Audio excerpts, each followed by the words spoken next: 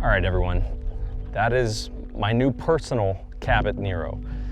And I gotta tell you, it was an interesting experience getting this, because I'll level with you, most guns do very, very little for me. They're generic and they're plastic and just parts where you're like, okay, cool, like the gun goes boom, but that is about the extent of it interesting me. It simply works.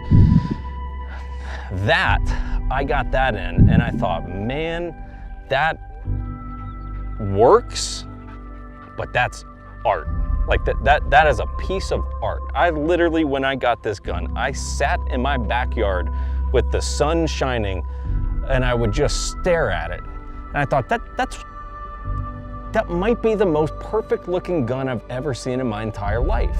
Like, it has easily, bar none, the most perfect finish that I've ever seen on a gun. I mean, there is nothing metallic, there's nothing that shines. It is just absolutely perfect. And that's one of the things that when I look at Cabot, I go, there's like, the gun industry is sloppy, okay? It is. It's full of a bunch of people who think because they can make a good widget that they're necessarily good at running a business, and unfortunately that's a giant miscalculation.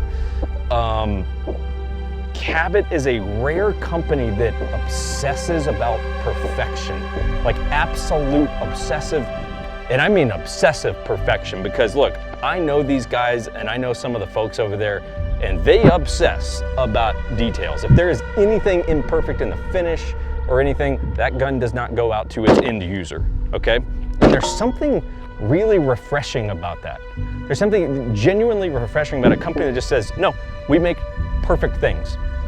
And what's interesting about this gun, what's interesting about the Nero, is that Cabot's interest in perfection has typically been for collector's items, right? Guns that people were buying that were kind of like a barbecue gun. You know, you throw it on your hip and you show your friends when they come over.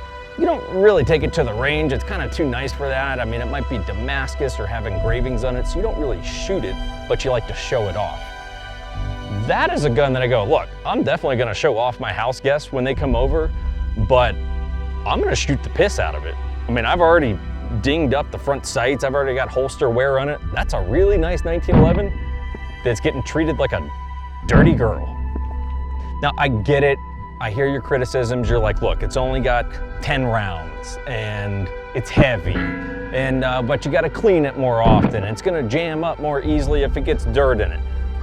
I hear you, but I'm telling you, you're missing the point on this. You are totally missing the point. Part of why I love these things is because it is old. And because, look, it doesn't roll off of some assembly line and have these mass-produced parts. A human being is sitting there putting all of this together and making sure that things work and function properly. Like, it is an actual art form to make this thing, especially in this caliber, 9mm, which this thing was never, like, look, this either appeals to you or it doesn't. If you're the kind of guy who goes, well, you know, instead of going to the club, we could go to a cigar lounge, you might be a 1911 guy. Or if you're the guy who you're making some cash and you're like, I could get a Lamborghini, or I could go get a 69 Charger. If you like the Charger, you might like this, okay? Like, I'm telling you, it's for people who appreciate classic things that have style and class and like legacy, heritage. That's what these things are all about. One of the most exciting parts of getting a Cabot is the initial experience of it. And I'm telling you, when I got this, I know because I'm a previous Cabot owner. I own another one in 45, and you feel special from the moment you get one of these things, because it doesn't come in some nylon case and some plastic bag. No, it comes in this bomb-proof looking hard shell case. Like, you could drop this thing off of a cliff and that gun's gonna be fine, right? And then you open it up, and this isn't like covered and wrapped in plastic or anything like that. It's in a red velvet sock, and it just makes you go, man, I literally feel like I just joined some elite club. Like I feel special, like I just joined something.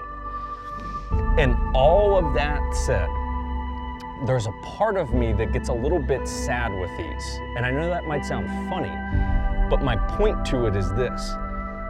half the country thinks that that is an evil thing, and they can't see what I see when I look at this, which is that is a perfect piece of functional art. It does a thing. It shoots, right? It goes boom. That's what it's designed for.